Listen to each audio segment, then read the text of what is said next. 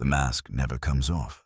I wake at the third bell to prayers echoing from the vox grills embedded in every wall of my hab block.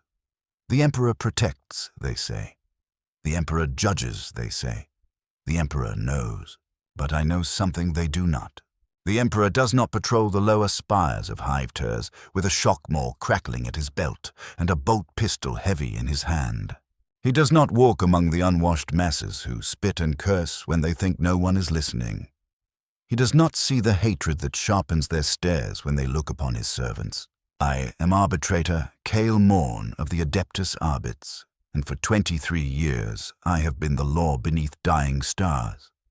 My precinct spans 6 levels of the mid-spire, stretching from manufactorum districts where the air tastes of rust and sweat, to merchant quarters where guild lords count their thrones behind armored glass. 3 million souls live in this sector, 3 million potential criminals, 3 million reasons the Imperium endures only because fear is more reliable than faith. My carapace armor is ritual made physical. Each plate has been blessed by Chaplain Voss, anointed with sacred oils, inscribed with litanies of justice.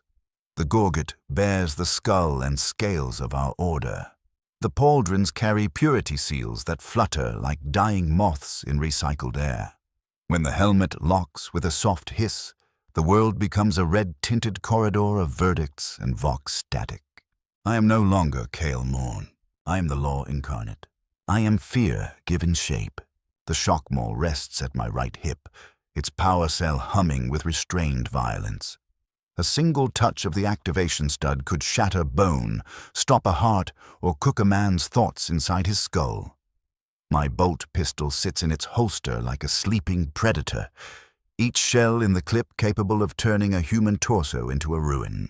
These are not tools of justice. They are instruments of terror.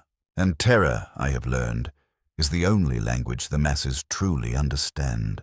My first patrol begins before dawn in the manufactorum district. The great machines never sleep. Their rhythm is a constant heartbeat that vibrates through metal floors and into the marrow of every worker. Steam hisses from coolant pipes.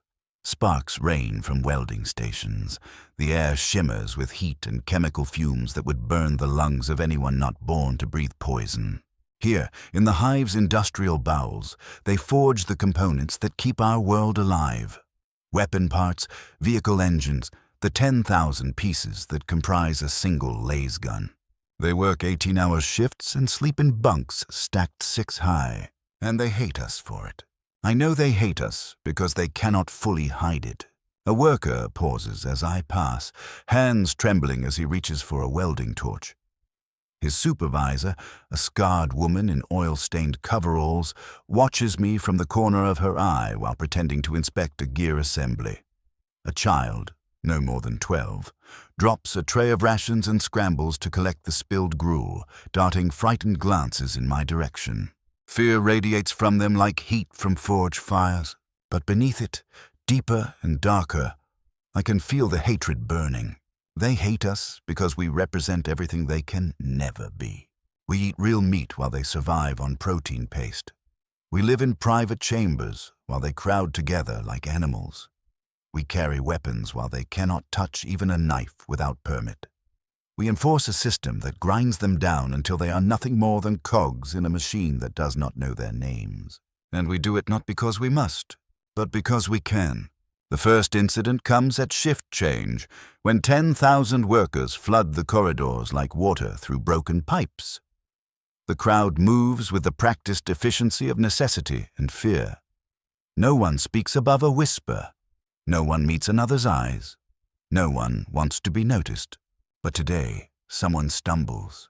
He is old, 60 years, perhaps more, an age the hive rarely allows without augmetic help. His left arm has been replaced with a crude mechanical substitute. His eyes are clouded with cataracts from decades of chemical exposure. When the mass of bodies surges around him, he falls. It is nothing more than an accident, a moment of exhaustion and age. His metal arm strikes the ferrocrete with a sound like breaking bells. I could help him up. Any decent human being would. But I am not here as a human being. I am the Arbites. I am the law. And the law does not show mercy to those who disrupt the peace. My shock maul is in my hand before I consciously decide to draw it. The power field snaps to life with the hiss of angry insects. The old man looks up at me from the floor, and I watch something die in his eyes. Not hope. Hope died in him years ago. What dies now is the last tattered remnant of dignity. Move along, I command. My voice carries the weight of 10,000 years of imperial law. The crowd parts around the fallen man like oil around water. No one helps him, no one even looks at him. They have learned that compassion invites suspicion. To lift the fallen is to risk being dragged down beside them. The old man struggles upright, servos whining under his weight. He does not meet my gaze again. He knows better. He rejoins the flow and is swept away like debris in a flood. I holster my maul with a satisfaction that tastes like ash. This is what order looks like in the Imperium. This is what peace costs. One old man's dignity is a small price for the compliance of 10,000 workers. Or so I tell myself. The merchant quarter is another world entirely.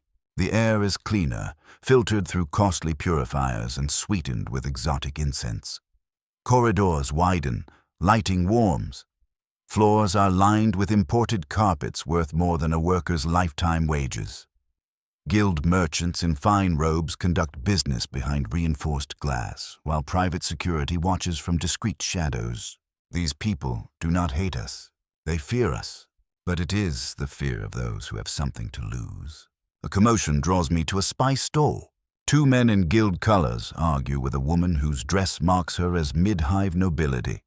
The dispute is over saffron, golden threads worth more than gold itself. She claims she has been overcharged. The merchants insist their prices are fair. Voices rise, accusations sharpen. In the lower hive, this would already have ended in blood.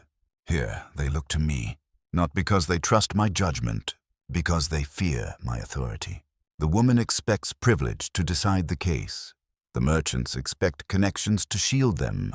Neither understands that I will side with whichever outcome best serves the Imperium. The saffron is overpriced, by the standards of a century ago.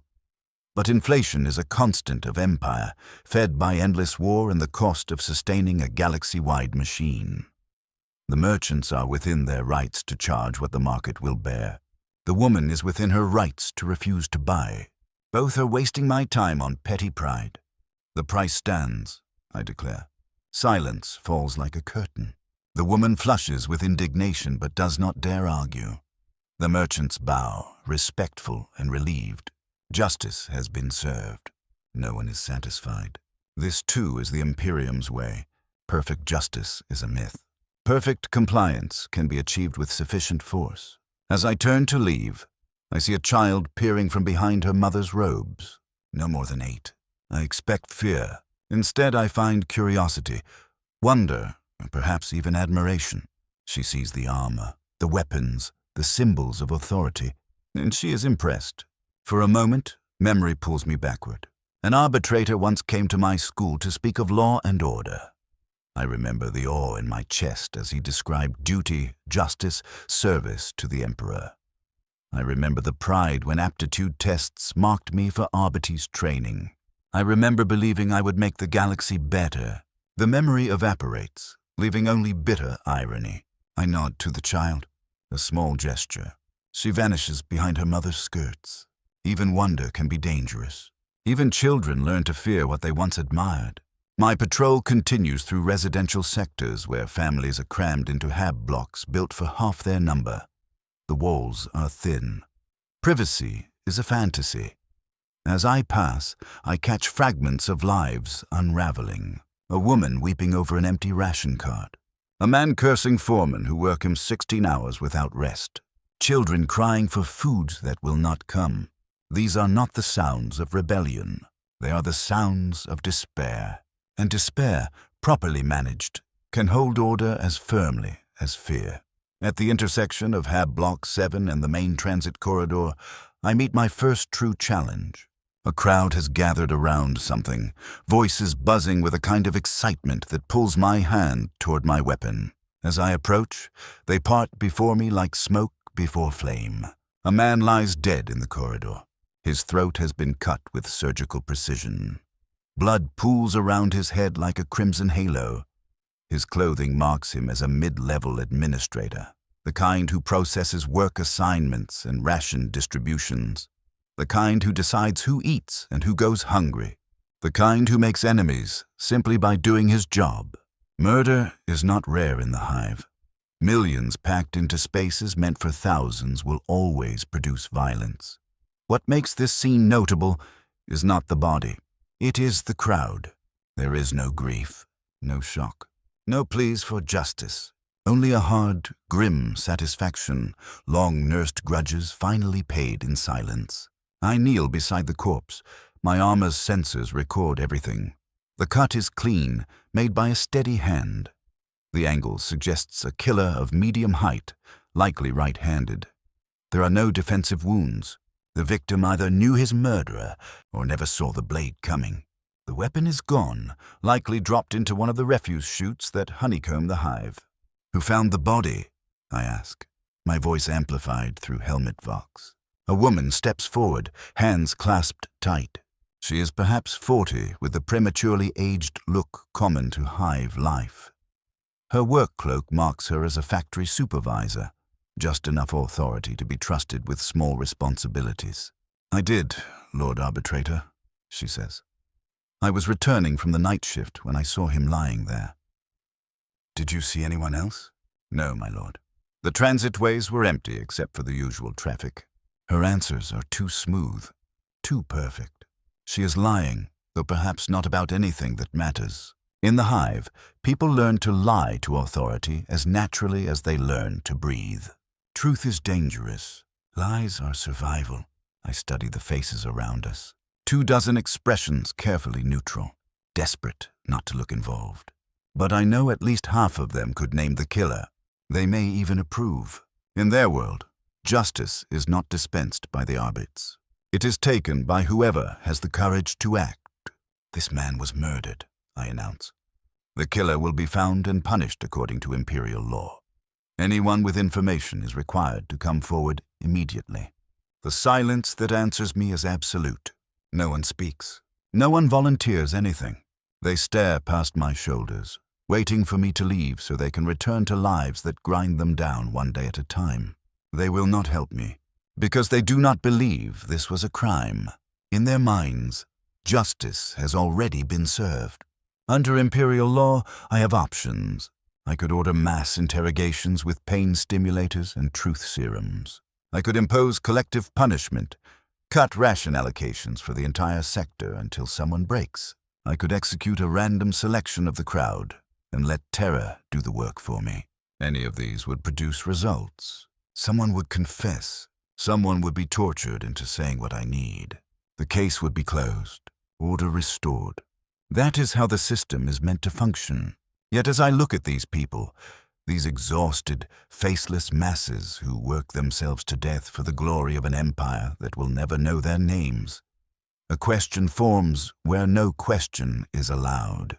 Do they deserve justice, or do they deserve mercy? The thought is heresy. The law is absolute. The Emperor's will is incontrovertible. My duty is clear. And still the question lingers as I seal the crime scene and begin the ritual of filing reports no one will read and conducting investigations that will lead nowhere. That evening I return to my chambers within the precinct house. The building is a fortress of black stone and steel, its walls lined with icons of justice and images of the Emperor's wrath. Surrounded by the symbols of my calling, I should feel comfort. Instead, I feel only the weight of another day spent compromising with a system that turns human dignity to dust. My quarters are Spartan. A bed, a desk, a weapon rack, a small shrine. On the wall hangs my commission, signed by Sector Judge Vex herself. Authorization to act as law and judge within my jurisdiction. Beside it hangs a mirror. In that mirror, I see a face I barely recognize. 23 years of service have etched lines around my eyes and dusted my temples with gray.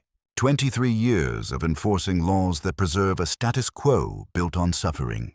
23 years of telling myself that order is worth any price. that peace justifies any brutality, that the Emperor's will absolves any cruelty. I remove my helmet and set it beside my bolt pistol. The shock maul goes into its charging cradle, gathering power for tomorrow's violence. Armor plates are cleaned and oiled with ritual precision, blessed and stored by regulations unchanged for 10 millennia. Without the armor, I look almost human, almost like the man I was before I swore my oath. But that man is gone, consumed by compromises and small cruelties. In his place stands something harder, colder, something that can look upon suffering and call it necessity. Dinner is protein cubes and recaf, the same meal I have eaten for longer than I care to count. I review the day's reports on my data slate. 3 minor infractions resolved with summary fines. 1 public disturbance ended through intimidation. 1 unsolved murder that will join thousands of others in the precinct archives. Another successful day in service to the Imperium. But success tastes like failure when measured against the faces I saw. The old man in the corridor. The child who looked at me with wonder before learning to fear. The crowd that stood silent around a dead administrator. These are the people I have sworn to protect.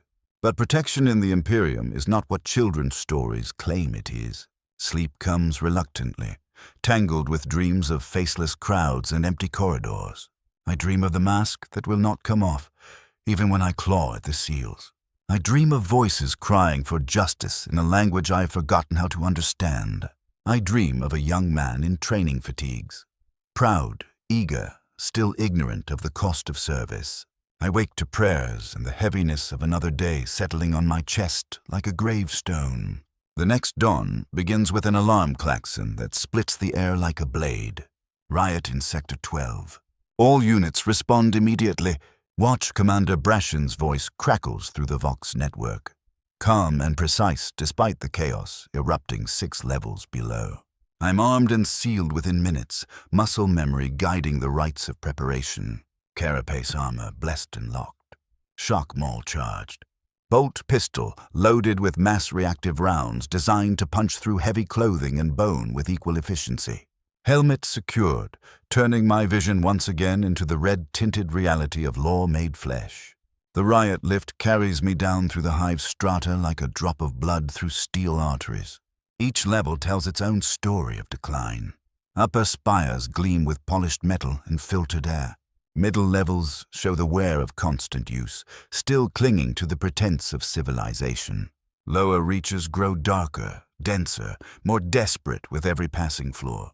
Sector 12 sits on the boundary between the manufacturing districts and the deep underhive, where those with nothing left to lose build lives in shadow. Here the ceiling presses down like a coffin lid. The air tastes of rust and despair. Corridors narrow to functional arteries lined with hab blocks that house families of 8 in spaces meant for 2. As the lift descends, the riot swells into a living roar. Shouts of anger, glass shattering, the rhythmic chant that turns a crowd into a weapon and individuals into something far more dangerous. By the time I reach Sector 12, the noise has swollen into a roar that hums through the metal decking beneath my boots. What greets me is controlled chaos. 2 squads of Arbites have formed a cordon across the main thoroughfare, riot shields locked together into an unbroken wall. Behind them, enforcer units wait with shock prods and gas dispensers. Above, on maintenance gantries, snipers track targets through the scopes of long-last rifles. Everything is ready, everything except the order to begin. Watch Commander Brashen stands behind the shield line, his armor scarred by decades of this same ugly arithmetic. He turns as I step into formation, helmet vox crackling. "Report," I demand. "Food riots," he replies with the tired certainty of a man who has watched this play out too many times. The protein shipment was contaminated. 3,000 ration packs had to be destroyed. The locals aren't taking the news well. Through the narrow gaps between shields, I see the mob in the plaza beyond. 200 people, maybe more, packed into a heaving knot of bodies and raised fists. Makeshift banners wave above them, slogans scrawled in ways that would be treasonous if anyone bothered to read. They chant for food, for justice, For someone to care that their children starve while administrators dine in climate-controlled offices high above. At the front, I spot the figures holding the crowd together. A man in factory coveralls with an augmetic arm raised like a standard of defiance. A woman with the stance of an old guard veteran, voice sharp enough to cut through panic and aim it like a weapon. A priest of some kind, certainly not sanctioned by the ecclesiarchy, preaching the emperor's love for the downtrodden as if faith alone could fill empty stomachs. They are not professional agitators. They are ordinary people dragged past their breaking point by a system that measures human life by output quotas and survival rates. They are dangerous precisely because they have nothing left to lose. Demands? I ask, though I already know. Replacement rations, compensation, an investigation into the contamination. Brashen's tone makes clear what he thinks of such requests. Standard riot response. Standard riot response means tear gas, shock prods, arrests. Enough violence to fracture the crowd and remove the leaders. Efficient, tested, almost guaranteed to end the disturbance within the hour. It is also almost guaranteed to leave dozens injured or dead. Guilty of nothing except hunger in an empire that cannot always spare the resources to feed its own. I study faces through my helmet's enhancers. Desperation twisted into rage, fear sharpened into resolve. These are not my enemies. They are citizens of the Imperium, subjects of the Emperor. Human beings whose only failing is existing in a galaxy with little patience for dignity. Yet they are a threat to order. And order is the foundation upon which the Imperium pretends civilization rests. Hold position, I command. I want to hear what they have to say. Brashen turns toward me. I can imagine the expression beneath his faceplate. In his experience, listening only fertilizes future riots. Mercy reads as weakness. Violence is the only dialect the masses respect. But I step forward anyway. My boots ring against the decking as I approach the shield line. The crowd notices the symbols of ultimate authority emblazoned on my armor, and their chanting falters. They do not see a mere enforcer. They see the living embodiment of imperial law. They see someone who could order their deaths with a single word and record it as a minor entry in a daily log. Citizens of the Imperium, I begin, my voice amplified outward to carry across the plaza. You have assembled without permit in violation of civil order statutes. You have raised your voices in seditious chant. You have disrupted the peace the Emperor demands of his subjects. The crowd shifts, uneasy, but does not disperse. The leaders hold their ground. The augmetic man steps forward, mechanical fist lifted. We demand food for our children, he calls into the sudden quiet. We demand clean water. We demand the basic rights promised to all citizens of the Imperium. We demand justice for corruption that poisoned our rations while nobles feast in their towers. His words are technically treason. He accuses imperial officials without proof. He speaks of rights that imperial law does not recognize. He demands justice from a system that recognizes only obedience. Under the Lex Imperialis, I could execute him where he stands. Instead, I hear myself say, "What would you have me do?" The question surprises everyone, including me. The man's augmetic arm wavers. The crowd murmurs, uncertain. They had prepared for violence, not for a moment of listening. "Investigate," the veteran woman calls out. "Find out why our food was poisoned. Punish those responsible. Replace what was destroyed. Treat us like human beings instead of cattle to be managed." Her requests are reasonable, more than reasonable. They are what any decent system would offer as routine responsibility. They are also impossible within the rigid ladder of imperial administration, where questioning a superior's competence risks your life and admitting error risks your soul. I stand there under the weight of expectations I cannot fulfill. The rioters expect justice I'm not empowered to grant. My fellow arbitrators expect decisive force. The Imperium expects me to choose between mercy and duty. The choice arrives wearing inevitability. "Disperse immediately," I command. "Return to your homes and workstations. Resume your duties as loyal citizens of the Imperium. This gathering is illegal and will not be tolerated." The disappointment that spreads across their faces cuts deeper than any blade. For a heartbeat, they had hoped. Now they see hope as another ration the Imperium will not provide. The augmetic man's shoulders sink. The veteran woman shakes her head, not in anger, but in sorrow. The unsanctioned priest bows to offer a prayer for souls trapped in a machine that has forgotten how to forgive. One by one, the crowd turns away, but not all of them. A core of perhaps 50 remains, the most desperate of the desperate, those who have already lost everything. They link arms, and they begin to sing, not the angry slogans from before, but something softer, almost a hymn. The Emperor protects, they sing, voices merging into harmony despite the harsh acoustics of steel and grime. The Emperor provides. The Emperor loves his children. It is a song I learned as a child, taught in scholar halls to bind faith to obedience. But in their mouths it becomes something else, an accusation, a reminder of promises broken and belief betrayed. Brashen steps up beside me, hand resting on the grip of his shock maul. Orders arbitrator. The words lodge in my throat like shards of glass. These people are guilty of believing the lies we tell children. They are singing hymns, not raising banners. Praying, not striking. Yet they are defying a direct order from legitimate authority. And in the Imperium, defiance cannot be permitted, no matter how gently it is dressed. Gas them, I whisper. Then, louder, as if volume can make shame feel like duty, deploy tear gas, disperse the remaining crowd, arrest the leaders for incitement. The order moves down the line like disease. Enforcer units advance. Snipers adjust for overwatch. Medical teams brace for casualties. The canisters arc into the plaza. White clouds bloom. The singing does not break. Men and women cough and weep, eyes streaming. They sing through the chemical fog as if faith itself could shield their lungs. Bodies collapse.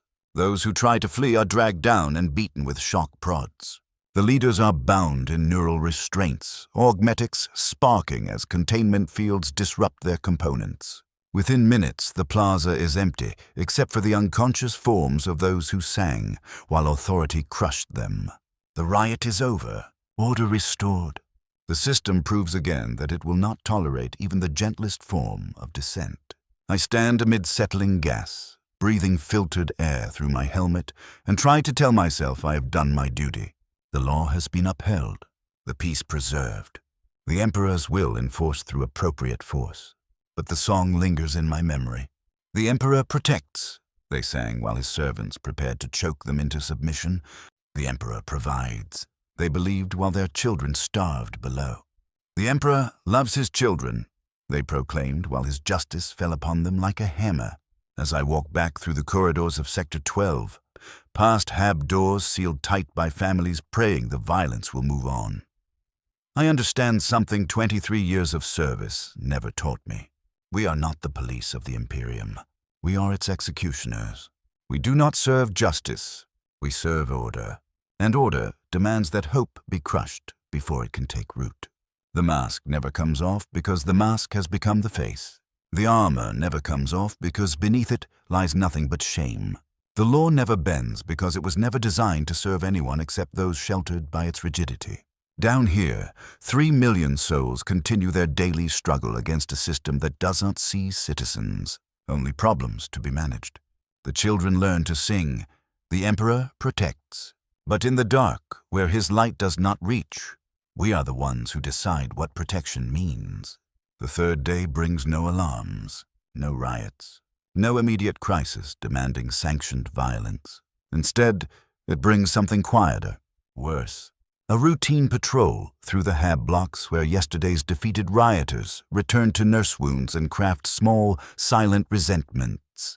The aftermath of suppression has a texture, like air before a storm, minus the promise of cleansing rain.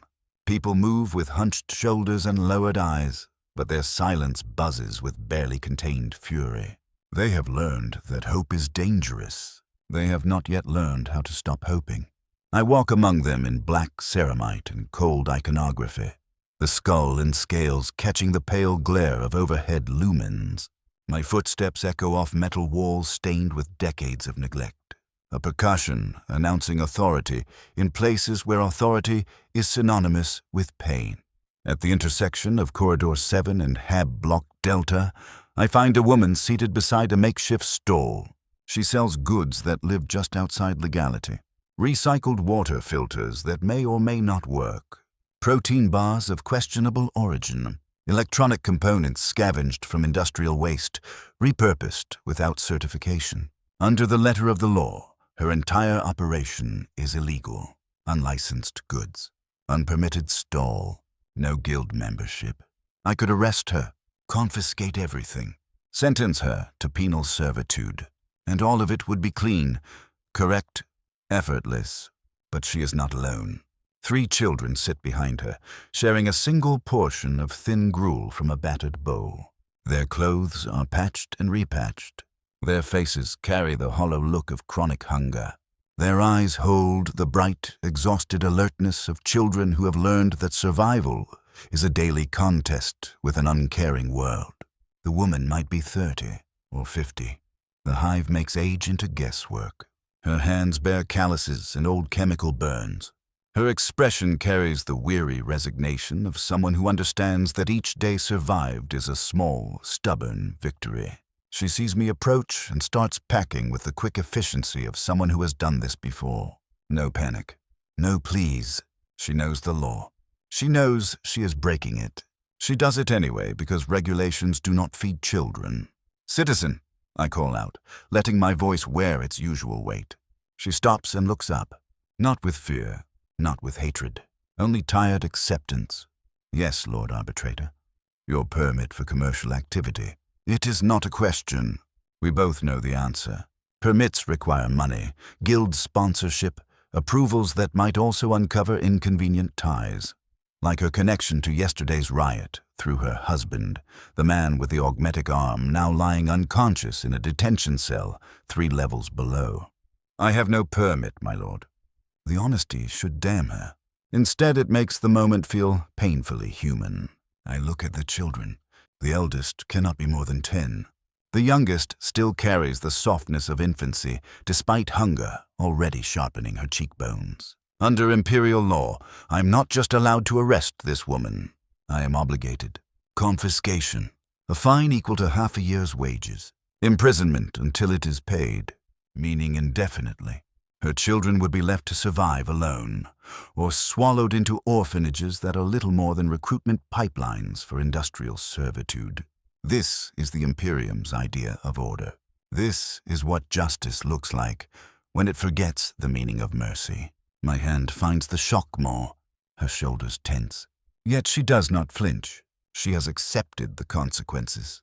Her only fear now is for the lives behind her stall. My thumb hovers over the activation stud, and I find myself seeing not a criminal, but a mother whose only crime is loving her children more than she fears the law. The maul remains holstered. My hand falls to my side. "Pack your stall," I say.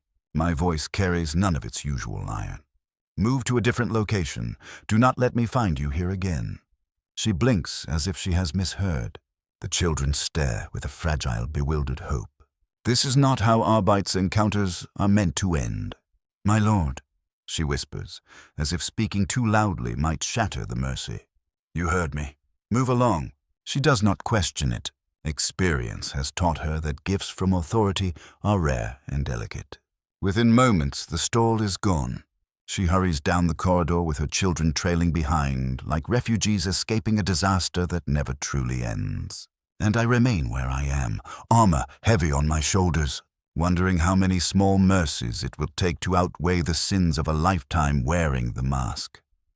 I watch them disappear into the maze of side passages that honeycomb this section of the hive, and I try to convince myself I did the right thing. But right and wrong are luxuries an arbitrator cannot afford. There is only law and lawlessness, order and chaos, compliance and rebellion. By showing mercy, I've stepped outside the rigid principles that prevent the Imperium from collapsing into open anarchy. Yet as I continue my patrol through the hab blocks, I begin to notice things I trained myself to ignore. Children playing with toys assembled from industrial scrap, their laughter a rare sound in corridors built for function, not joy. An elderly man teaching youngsters to read using pages torn from technical manuals, their eager faces lit by a flickering, jury-rigged lumen strip. A woman tending a makeshift garden in an abandoned storage alcove, coaxing green life from soil that should not exist this deep in a hive. These are not the habits of criminals. They are the fragile rituals of human beings trying to remain human inside a machine designed to crush them. They represent hope, community, the stubborn refusal to become nothing more than expendable parts. And I am the man sent to stop them. My vox bead crackles, dragging me back from dangerous thought. Watch Commander Brashen's voice cuts through the static with professional detachment. Arbitrator Morn, report to Sector 9 immediately. We have a situation requiring senior authority. Sector 9 lies at the seam between the residential blocks and the administrative district, where mid-level bureaucrats process the endless paperwork that keeps Imperial civilization moving. It is a place of grey walls and greyer souls, where passion goes to die and creativity is strangled in red tape. If there is a disturbance here, it will not be the raw desperation of a food riot. It will be something quieter, potentially more dangerous. The transit lift carries me up 3 levels through layers of rising bureaucratic importance. Corridors widen. Lighting brightens. The air grows cleaner, filtered through systems that cost more than most workers earn in a lifetime. The people I pass wear clerk uniforms and the pale, sleepless faces of those who live beneath artificial light. I find the incident in Administrative Complex 7. A maze of cubicles and offices where governance is performed by people who will never witness the consequences of their decisions. 3 Arbites have cordoned off a portion of the main floor, their presence stirring nervous murmurs among administrators who pretend to work while stealing glances at the drama. At the center of the cordon, a desk has been overturned. Contents lie scattered in a pattern that speaks of deliberate vandalism rather than accident. Papers with official seals are torn and trampled. A cogitator terminal is smashed, its screen dark and dead, and on the wall behind it, in letters 2 feet high and dripping red paint, the Emperor weeps for his children. Brashen approaches as I survey the scene. Even through vox distortion, I can hear his satisfaction. Vandalism and sedition, arbitrator. The perpetrator left us quite a message. I study the graffiti more closely. The lettering is careful. The paint is high quality. This was not the work of a random madman. It was planned, deliberate, and executed by someone with access to materials not available to most citizens downhive. Do we have them? Detained in Conference Room 3, Junior Administrative Clerk, Helena Voss. 26. Exemplary record. No prior infractions. Claims she acted alone. The name means nothing to me. In the Imperium, names rarely do. What matters is the threat she represents to order. Brashen continues almost casually. Motivation. She claims her younger brother died of malnutrition while she processed food distribution requests. Says she couldn't bear the irony anymore. The explanation strikes like a physical blow. Here is someone who worked inside the system, believed in it, trusted that doing her job properly might make life better for someone else. She spent her days approving requests that disappeared into bureaucratic voids, filing reports no one read, moving numbers that never became meals. And when the machine she served killed her brother through neglect, she finally understood what her role truly was.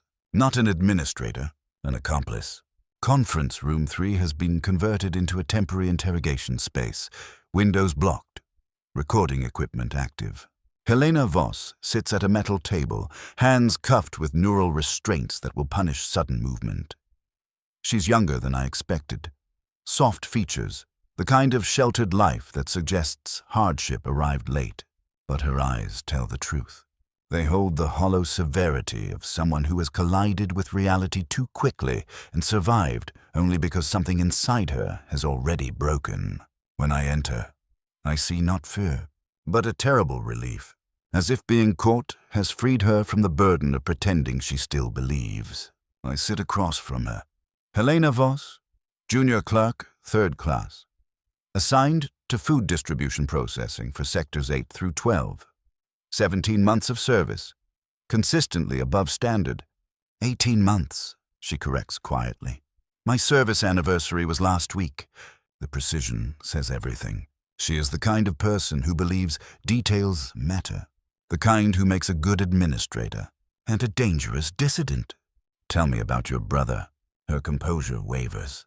The restraints register the tremor in her hands. When she answers, her voice is flat. Facts used as armor against grief. Marcus Voss, 14. Maintenance apprentice in the lower manufacture rooms. Died 3 weeks ago of protein deficiency complicated by respiratory infection.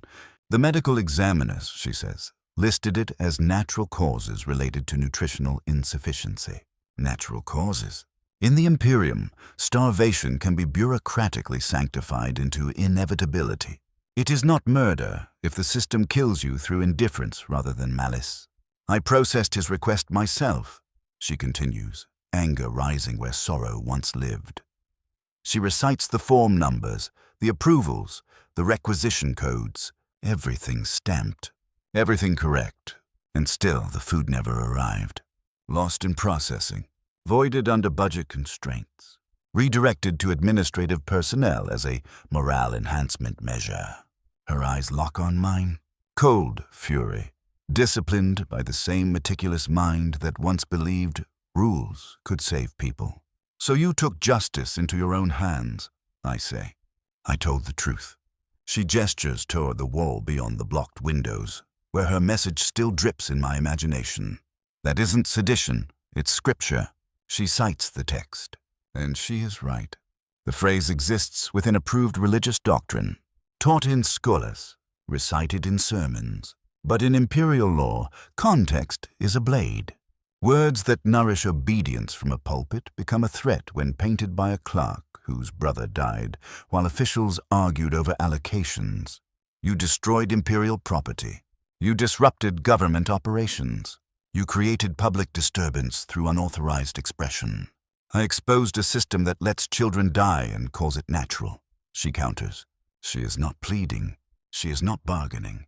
She has already accepted that truth in the Imperium is a capital offense. Under law, her fate is simple. Destruction of government property carries years of hard labor.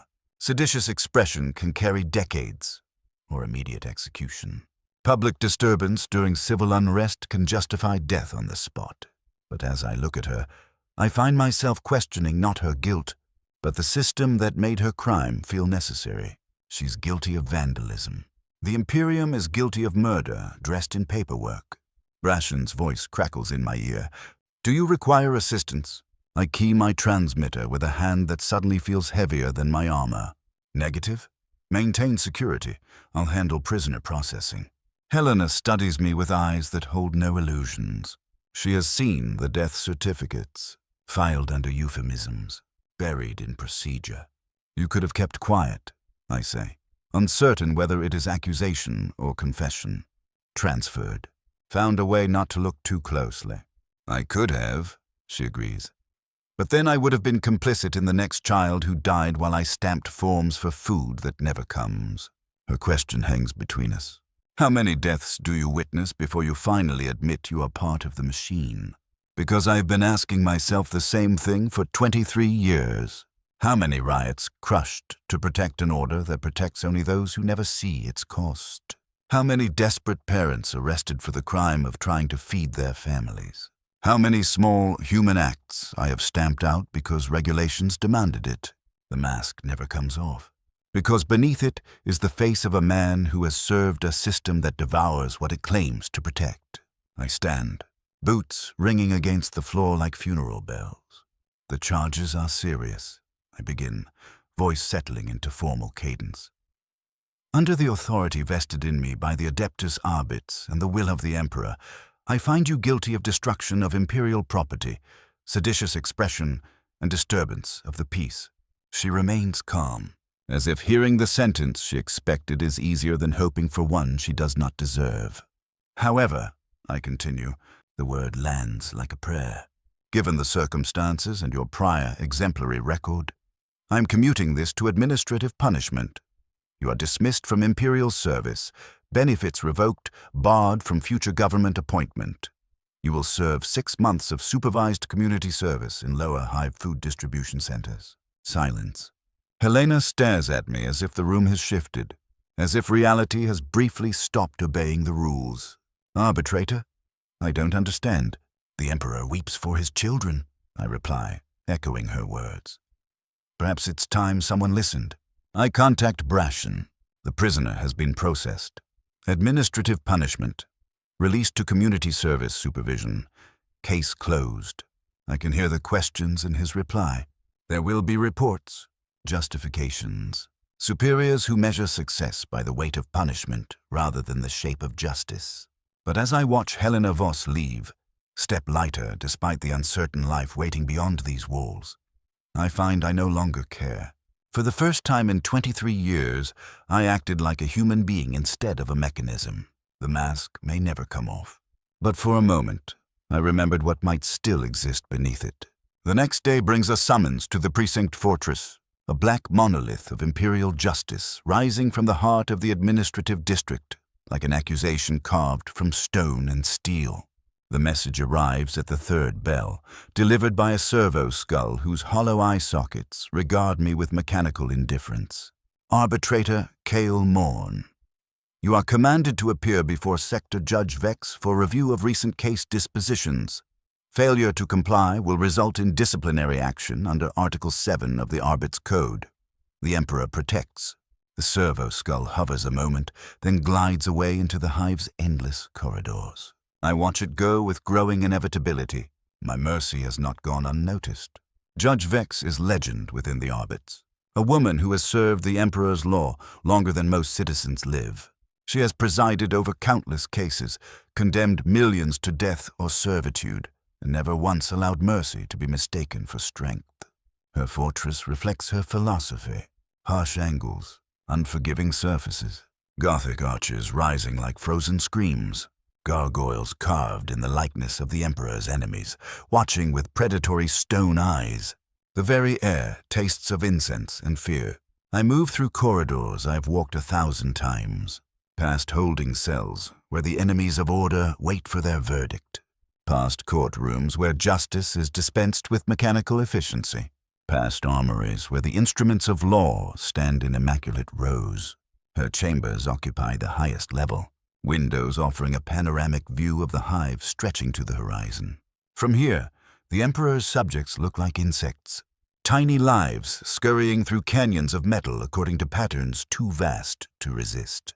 Judge Vex sits behind a desk of black marble inlaid with silver scales and the skull of imperial authority. She does not look up as I enter, but I know she is cataloging posture, breath, any microscopic sign of weakness. She is ancient by any honest measure. Hair white as bleached bone, pulled back in a severe style that sharpens the angles of her face. Eyes the pale blue of winter, cold, absolute, and seemingly capable of seeing through skin to whatever remains of a soul. When she finally speaks, her voice carries the certainty of someone who has never doubted her right to decide who lives and who dies. Arbitrator Morn. 23 years of exemplary service, commendations for valor, recognition for exceptional performance during previous purges, a record unblemished by compromise. She pauses, letting my history build a scaffold for what comes next. Until yesterday. And at that word, I feel the weight of my choices settle fully upon me. Tell me about Helena Voss. The question is deceptively simple. I know my answer will decide whether I leave this chamber as an arbitrator or as a prisoner awaiting execution for dereliction of duty. The facts are clear. Helena committed vandalism and sedition. Under imperial statute, she should have been executed on the spot or condemned to decades of penal servitude. Instead, I showed mercy. Helena Voss, I say carefully. Junior administratum clerk. She committed vandalism against imperial property and seditious expression through unauthorized political messaging. I found her guilty of all charges and sentenced her to 6 months of community service in recognition of her previously exemplary record and the extenuating circumstances of her case. Extenuating circumstances. Judge Vex repeats the phrase as if tasting rot. Elaborate. The defendant's brother died of malnutrition while she processed food distribution requests as part of her official duties. Her actions, while illegal, were motivated by grief and frustration with a system she believed failed her family. Grief and frustration. Another pause. Another small, controlled measure of contempt. And these emotional states, in your judgment, justify leniency toward acts of sedition and destruction of government property. The trap is laid with precision.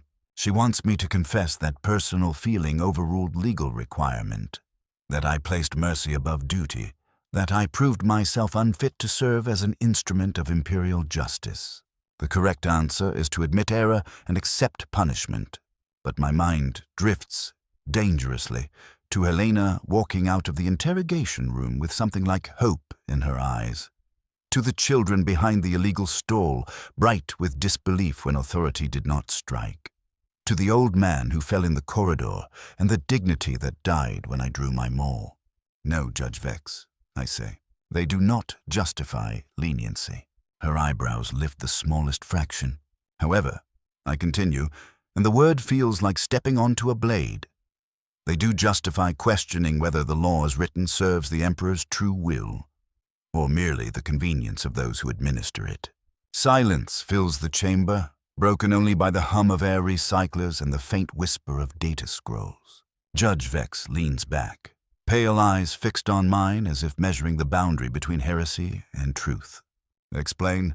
The single word carries command, and something else. Curiosity, perhaps. Or the faintest admission that even a mind forged from iron occasionally recognizes a crack. Helena Voss served the Imperium faithfully for 18 months, I say. She processed food distribution requests with accuracy and efficiency beyond standard.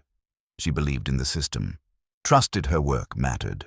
I choose my next words as if they are live rounds. When her brother died of starvation while his allocation requests sat approved but unfulfilled on administrators' desks, she learned her faith had been misplaced. She discovered the machine was not built to help citizens, only to create the illusion of help while maintaining profitable inefficiency. You speak of the imperial administration as if it were a criminal enterprise rather than the divine machinery of the Emperor's will. I speak of a specific case, I reply, where administrative incompetence resulted in the death of a 14-year-old boy whose only crime was believing the Imperium would honor its obligations.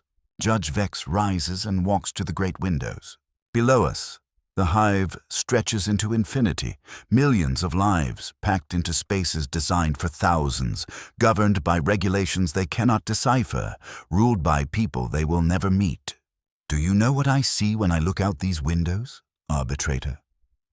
Order, I say. She turns slightly. Satisfied? Order.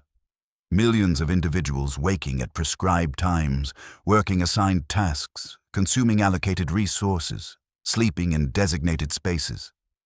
Not because they choose to, because the law requires it, and we enforce that requirement. She faces me fully. That order is not maintained through kindness, Morn. It is not sustained by mercy or compassion. It is maintained through fear, fear of punishment, fear of authority, fear of consequences. And what happens, I ask before I can stop myself, when that fear becomes hatred? She does not flinch. Instead, she returns to her desk and activates a data slate that glows with red priority markers. Hatred properly managed can be as useful as fear, more useful in some circumstances. Hatred directed at external enemies unifies populations. Hatred directed at specific individuals can be channeled into productivity. Hatred directed at abstract injustice can be ignored. As long as it does not become action, a holographic display ignites above her desk. Images claw the breath from my lungs. Surveillance footage from the lower hive. Crowds gathering in hidden spaces. Audio recordings grazing the edge of sedition. Personnel files with loyalty ratings eroding month by month. What cannot be tolerated is hope, she says. The images shift. I see faces I recognize. The woman with the illegal stall. The former Guard veteran who spoke at the food riot. The unsanctioned priest who led prayers during the gas attack. All flagged, all watched. All of them monitored because hope has begun to move between them like a spark in dry air. Her eyes returned to me. Your mercy toward Helena Voss was observed by 17 Imperial citizens who witnessed her arrest and release. Word of your leniency has spread through the lower levels like a contagion. New images bloom, graffiti echoing Helena's message. Small acts of defiance becoming patterns. Groups that once endured in silence now gathering to speak aloud. Hope, arbitrator mourn, is a luxury the Imperium cannot afford. Not because hope is evil, because hope leads to expectations. Expectations lead to demands. Demands lead to resistance. She deactivates the display. The evidence vanishes into machine dark. But the weight remains. What would you have me do? I ask quietly. Her answer is mercilessly calm. Helena Voss will be transferred to a maximum security penal facility for the remainder of her natural life. The footage of her release will be recorded as a clerical error that has been corrected.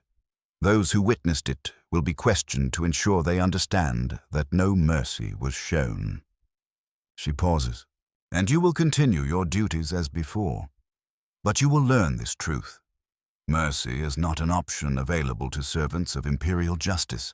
The law is absolute, she continues, not because it is perfect, but because alternatives are worse.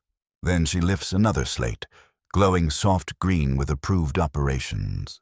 Tomorrow, you will lead a pacification sweep through the residential sectors where hope has begun to take root.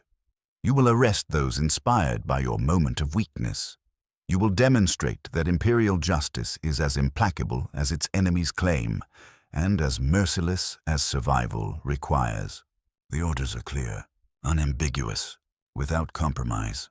I will take my arbitrators into the lower hive and crush the spark I accidentally lit. I will arrest the innocent alongside the guilty, the dreamers alongside the rebels, the children who still believe in justice alongside the adults who learn to expect none. Yes, Judge. Before you go, she says, and her voice sharpens like a drawn blade. Consider this. The Emperor sits upon his golden throne not because he is kind, but because he is necessary. The Imperium endures not because it is just, but because it is strong. We serve not because we love our duty, but because someone must do what others cannot. I bow and turn to leave. Her voice stops me at the threshold. The mask never comes off, Morn. Not because we enjoy wearing it, but because the face beneath is too terrible for ordinary mortals to bear. The corridor outside her chambers feels altered, as though the fortress itself has decided what I am. I walk past holding cells, armories, courtrooms, the eternal machinery of oppression turning without hesitation. The arches seem heavier, the gargoyles more intent, the air thicker with consequences. I think of Helena Voss, likely already collected and placed on a transport bound for a facility where hope is not corrected, but extinguished. I think of children who will grow up believing authority might show compassion, only to learn that such beliefs are lethal. I think of the whispered gatherings that will happen tonight in hidden rooms, unaware that every word is already being catalogued. Tomorrow I will put on my armor, take up my weapons, lead the sweep. I will arrest mothers and fathers whose only crime is believing their children deserve more than endurance. I will dismantle fragile communities built around shared necessity and softer dreams. I will prove once again that in the Imperium, mercy is not merely forbidden, it is punished. The mask never comes off because the man beneath it has become complicit in a system too vast to fight and too intimate to escape. The armor never comes off because it has become a shell protecting not the world from me, but me from the world I've helped create. The fifth day arrives to the sound of boots on metal decking, the harsh rhythm of an army preparing to wage war against its own. I stand in the armory of Precinct Fortress Terse and watch my fellow arbitrators ready themselves for the pacification sweep. 24 men and women in ceramite plate, veterans of countless encounters with those who dare to question the machine that defines their lives. They check weapons with the practiced efficiency of professionals. bolt pistols loaded with mass-reactive rounds meant for flesh and bone, shock mauls charged to deliver sanctioned, heart-stopping violence, riot shields tested and locked. Watch Commander Brashen addresses the force, his voice steady through helmet links. Intelligence indicates widespread seditious activity throughout residential sectors 7 through 12. Unauthorized gatherings, distribution of inflammatory materials, expression of anti-imperial sentiment. Standard pacification protocols are authorized. Resistance will be met with appropriate force. Appropriate force, a clean phrase that hides the truth. We will break doors, drag people from beds, separate children from parents, fill transport cages with human beings whose only crime is believing suffering is not sacred. Questions, Brashen asks. Silence answers. Veterans do not ask questions before necessary violence. But I raise my hand anyway. Rules of engagement for non-combatants. The question is routine. The implication is not. Standard protocols apply, he says after a beat. Civilians who cooperate will be processed according to their level of involvement. Those who resist will be dealt with accordingly. Another clinical sentence for a brutal reality. Resistance now includes refusing to unlock your own door. The transport carries us down toward the hab levels with the quiet tension that always precedes sanctioned harm. Through narrow windows, I watch the architecture degrade as we descend. Corridors tighten, lighting dims. Air thickens with the accumulated stain of too many lives, compressed too hard. Our first target is Hab Block Delta 7. Surveillance reports unauthorized gatherings, the distribution of materials, questioning food allocation procedures. A small community cell, 12 to 15 individuals, led by a former factory supervisor named Jorik Venn. His apparent crime is organizing meetings where residents discuss shared problems and attempt collective solutions. The Hab Block is a monument to utilitarian cruelty. 15 levels of units built for 2, stuffed with 6 or 8. Water pipes drip constantly, leaving rusted pools that never dry. Air recyclers wheeze under the burden of humanity. We move through the narrow passages like a plague of black steel. Residents flatten themselves against walls to avoid being crushed by authority. Children peek out with wide eyes reflecting our red lenses. Parents pull them back into homes that offer no protection from the reach of law. The gathering is easy to find. Voices carry through thin walls. Not angry, not violent, but reasoned. The Imperium fears this more than riots. They speak of water purification, of collective purchasing for medicine, of building a small school where children can learn more than industrial obedience. These conversations are dangerous because they suggest a future that does not require permission. Brashen signals positions. We seal the space with practiced efficiency. Exits blocked. Communications jammed. The trap is complete before the prey senses it. The door isn't locked. There is no need for locks where trust still survives. Brashen kicks it open anyway. The sound of splintering metal announces us like a funeral bell. 23 people sit in a rough circle. Their faces turn toward us and move through the same rapid sequence. Surprise, confusion, and then the terrible understanding that hope has led them into a net. They are not revolutionaries, not criminals.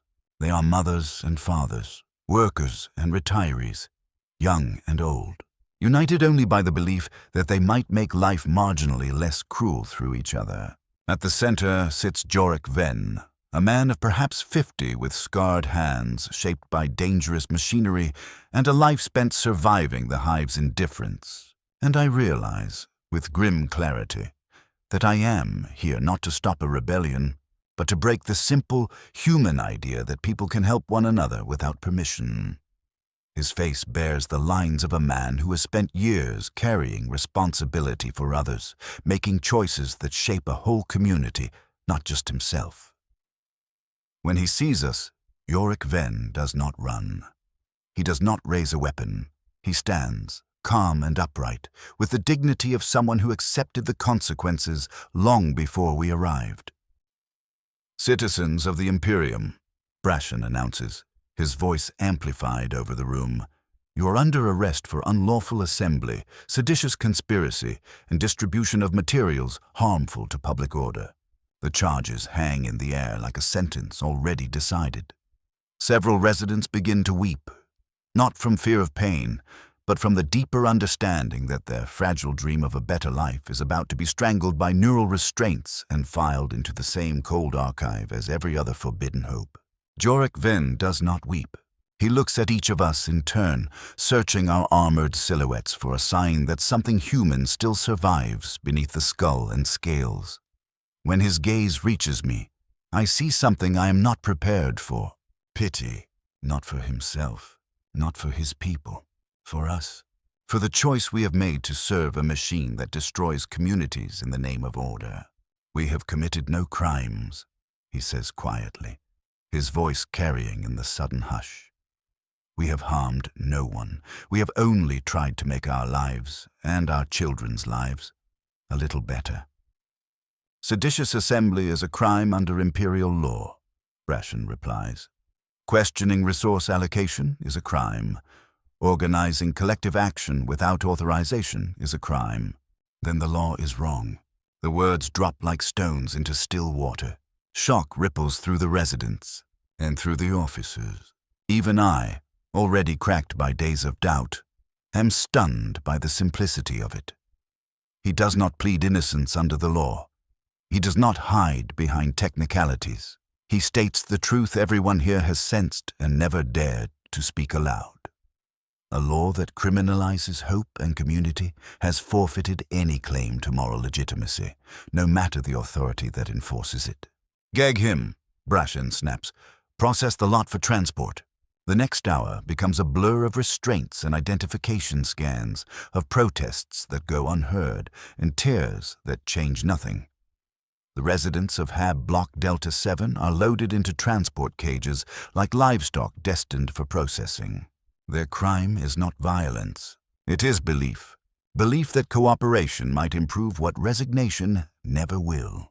But Jorik Ven's words follow me as we advance to the next target. The law is wrong.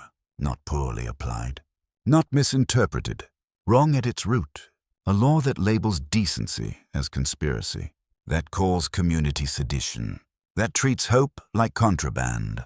Our second stop is a food distribution center. Someone has been providing extra rations to families with children, violating allocation procedures designed to serve bureaucratic efficiency rather than human need. The perpetrator is Sarah Chen, a distribution supervisor with 2 decades of flawless service, apparently infected by dangerous compassion. We find her at her post. She continues working with steady care, making ledger notations that will outlive her, ensuring the machinery of feeding the hive keeps turning even while authority prepares to punish her for feeding it too well. When she sees us, she does not flee. She finishes the transaction in front of her, places the ration card into the citizen's hands, and turns to face judgment with the calm of someone who chose principle over survival. Sarah Chen, I announce, my voice thick with borrowed authority. You're under arrest for violation of resource allocation protocols and unauthorized distribution of Imperial property. I gave extra food to hungry children, she replies simply. If that is a crime worthy of death, then your system is the one that should be on trial. The elderly man she was helping does not leave. His back is bent by decades of manufacturing labor, but his eyes hold more sadness than fear. She feeds us when allocations run short, he says softly. She makes sure the children eat first. She's the only mercy we've ever seen from the Imperium. Move along, Brashen orders, his shock maul crackling, but the old man remains.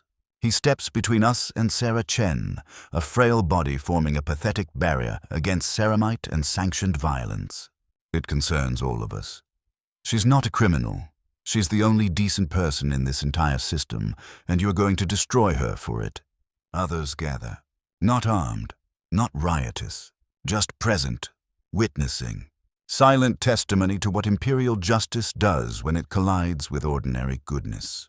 The situation is no longer a simple arrest. These are not rebels. They are citizens who have reached the breaking point of watching cruelty rewarded and compassion punished. But presence itself is a threat to public order. and threats to public order must be crushed, irrespective of moral truth. Disperse immediately. Brashen commands, amplified to fill the hall. Return to your homes and duties. Anyone remaining after 1 minute will be arrested for unlawful assembly. They do not move. More arrive. Word spreads through hab arteries that someone is finally standing between the people and the machine. They link arms, and they begin to sing the hymn I heard days ago. The Emperor protects. The Emperor provides. The Emperor loves his children. This time it does not sound like fear. It sounds like indictment. They are not singing of the Emperor enthroned above. They are singing of the Emperor the Imperium claims still cares for the least of his subjects. Gas them, Brashen orders. Patience exhausted. The canisters arc and burst. White clouds spill across the center, burning eyes and searing lungs. But the crowd doesn't scatter at once. They keep singing with hoarse voices. They cling to each other as enforcement teams surge forward with shock prods and restraints. The old man falls first. His body cannot withstand armor and policy. Sarah Chen is dragged away, neural bindings sparking against her skin. Within minutes, the center is emptied of resistance and filled only with unconscious bodies and the thin, bitter smell of victory. Order restored. Threat neutralized. Imperial justice confirmed. But standing in the settling gas, watching Medici teams process the casualties of our success, something in me finally breaks into clarity. This is not law enforcement. This is not justice. This is not even efficient oppression. This is a system so rotten that it survives only by destroying every decent thing that dares to grow inside it. We are not guardians of civilization. We are its gravediggers, burying hope before it can become a future. The mask never comes off because there is less and less human left beneath it. The armor never comes off because it has become our skin. The 6th day brings no alarms, no orders, only silence. A silence more oppressive than any riot because it speaks of what we have successfully erased. The corridors feel different now. A week ago, laughter occasionally echoed off metal walls. Children sometimes played games that had nothing to do with preparing for industrial servitude. Now there is only the quiet that follows violence, the hush of people who have learned that hope itself is punishable. The illegal store's location is an empty stain of rust on the floor. The children who once shared gruel behind the counter are gone, likely absorbed into imperial orphanages where kindness is taught as weakness and obedience as the highest mercy. In Hab Block Delta 7, the meeting room door hangs broken on its hinges. Inside, scattered chairs and the lingering scent of fear. The Food Distribution Center operates under new management, someone who understands that regulations are not to be filtered through the inconvenience of human need. Lines move slower. Faces look harder. The lesson is complete. By any measurable standard, the pacification sweep is a success. Seditious activity suppressed. Order restored.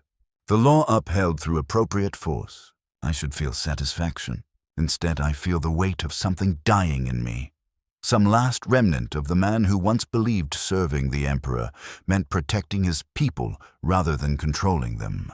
That man has been dying for 23 years, but his final breath came with the hymns in the gas. My Vox bead crackles again. The transports are preparing to depart. The loading docks sit in the lowest levels of the precinct fortress.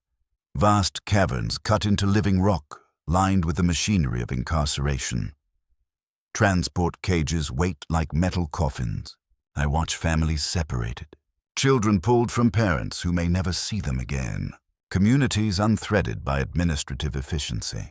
Hope packaged, labeled, and shipped away to places designed to pulverize it into surrender. Helena Voss stands behind bars, hands gripping the cage as she searches the observers for a miracle already revoked. When her eyes meet mine through my red lenses, I see not accusation, forgiveness, as if she understands we are both trapped in the same iron logic, even if only one of us wears the armor. Jorik Venn occupies another cage, dignity intact despite restraints and a gag that silences his defiance. Sarah Chen is locked into a maximum security transport, her 20 years of service erased by a single act of outlawed mercy. The citizens she helped are nowhere in sight. They learned what defending kindness costs. Brashen approaches with a data slate for my next assignment. His voice is satisfied in the way professionals are satisfied when a distasteful necessity is completed. Excellent work. Order has been restored. I scan the orders. More patrols, more enforcement, more of the eternal labor of keeping 3 million souls obedient. Then Brashen adds, almost clinically, there has been one complication. The complication is me. Surveillance footage of my encounter with the illegal stall operator. Reports of my unusual questions during the briefing. The pattern of hesitation. All noted. All forwarded. Judge Vex wants to see you after the transports depart. The walk back to her chambers feels like moving toward my own execution. The arches seem lower. The gargoyles more intent. The air thicker with the weight of a verdict I have earned. She waits behind her black marble desk, data slates glowing with soft, cold light. This time I know the files are not about distant threats. They are about an arbitrator who has dared to remember what mercy looks like. Arbitrator Morn, please sit. The courtesy is the kind offered to someone about to die with dignity. She begins with the summary of my sins. Helena Voss spared execution. The illegal stall operator released. Questions about rules of engagement. The evidence is damning in the language of the law. Mercy where strength was required. Hesitation where certainty was demanded. Obedience replaced by thought. Do you have anything to say in your defense? A formality, but I answer anyway. I have served the Emperor's law for 23 years, and in all that time I have never made the galaxy better. I have suppressed riots born of hunger, arrested mothers trying to feed children, enforced regulations designed by people who mistake cruelty for strength and oppression for order. She listens without interruption. I keep going, because the truth feels strangely lighter than silence. I became an arbitrator because I believed in justice. But there is no justice in a system that criminalizes hope and punishes compassion. There is only order maintained through fear. I pause, then say the sentence that should kill me. The law is wrong, Judge Vex. Not technically incorrect, fundamentally, morally wrong. I can no longer serve a law that makes monsters of its enforcers and victims of its citizens. Silence. Then she leans back, studying me with eyes that have seen too many versions of this collapse. Do you know why the Imperium exists, arbitrator? The question is not a trap. It is something colder.